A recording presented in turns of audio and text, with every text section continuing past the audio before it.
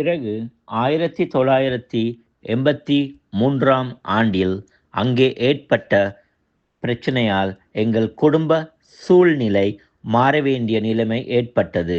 அப்பொழுது அங்கே வசித்த எங்கள் மிக நெருங்கிய குடும்ப நண்பர் திரு ஹாஜா மொஹிதீன் என்பவர், அதாவது ஃபாத்திமா ஜுவல்லர்ஸ் உரிமையாளர், இலக்கம் 23 NSC போஸ் ரோட், சவுகார்பேட், சென்னை.